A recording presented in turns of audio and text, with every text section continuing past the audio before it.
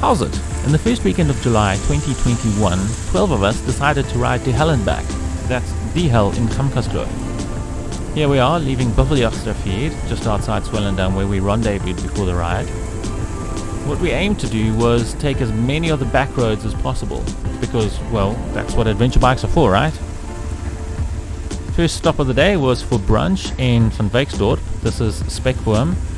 Quaint little restaurant, friendly service, awesome food, definitely worth another visit. This is one of those rugged little roads between Van Wyksdorp and Oudtshoorn, and I honestly had no idea where I was until I could see a map afterwards. I was just following the guys in front of me. Stunning views though, hey? This is the start of Swartberg Pass on the south side, just after Oudtshoorn and Kango Caves. That turn that we just passed was Skelmdraai. I love that all the major bends on this pass are named, and some funny names as well. Weather was awesome, thankfully no rain, so the roads were fairly dry and fairly safe, just a bit dusty. And then this is just after the summit of Swartberg Pass, where the wind was howling a gale. So that's why I had the rain jacket on more as a windbreaker, more than anything else. Finally on Gamkaskloof Pass. This was surprisingly quick. I didn't realize that it would go by so fast. It's about 40 k's between the turn off from Swartberg Pass all the way through to Die Hel. Some pretty little streams and river crossings. Well, can't really call that a river, hey? But still, not too technical, fairly straightforward. Beautiful views through all the valleys. There are actually probably 7 or 8 mini passes along the way between the actual final pass going into Die Hel. This is the last pass. I think this is called Elandskloof or Elands Pass, and it goes all the way down into Die Hel. You can see beautiful views down in the valley below. There was a fire year before, and unfortunately a lot of the flora was burnt down, so it used to be quite a thick forest down there, and most of that got burnt away.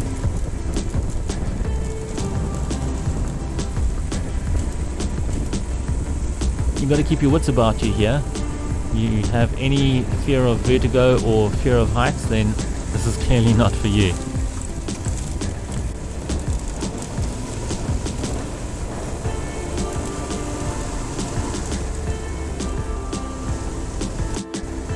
This is one of the cottages that we stayed in. Very comfortable, definitely better than camping and lugging your own tent and sleeping kit down with you. So all bedding, towels and everything, kitchen equipment provided, gas stove, gas shower, solar panels and everything for a little bit of electricity for the fridge. So nicely kitted out, very comfortable, and what great company, chatting all the way late into the night, sitting around the fire. It was good fun. So the next day, riding out, it was a chilly morning, 5 degrees or just a little bit under 5 degrees. A little bit of traffic on the way out, but everyone's very friendly, gets along, and very kind of the driver to pull over and let the passenger vehicle through. Quite rough going, especially on the uphill, going over the bumps. When the wheels lose traction, then slows down the bike quite radically. As always, just concentrate, make sure you're dodging the rocks, but staying on the road.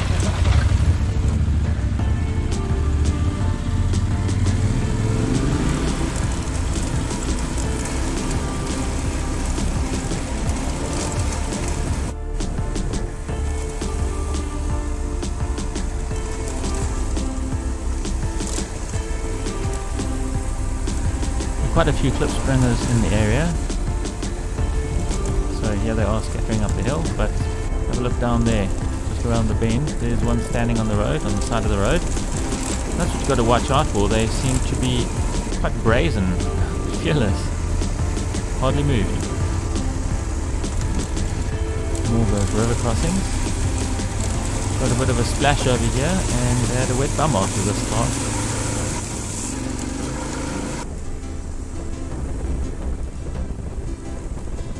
Pretty much most of the way it's mostly good going, a few rocks and rough places here and there. So definitely not something you'd do on a road bike or a regular sedan. It's definitely 4x4 and adventure bike. Always time to greet another biker. Yeah, it's a little bit rough in places, Some parts you really got to slow down to 15-20 k's an hour. Other parts you can cruise at about 80-90 k's an hour.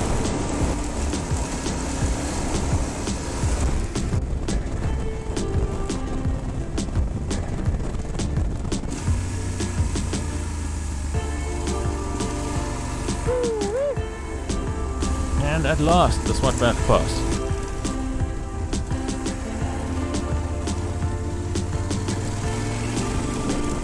So, riding back up to the summit of Swartberg Pass. Quite busy this morning, eh? Never seen it so busy. And always blowing, it seems. Everyone's very polite. Nice to be considerate and looking out for other people around you. So there was a little rain the night before, which made this clay surface of the road really slippery. You can see the front wheel sliding around a bit over here. No time to enjoy the beautiful scenery. So why was I riding on the middle Manaki?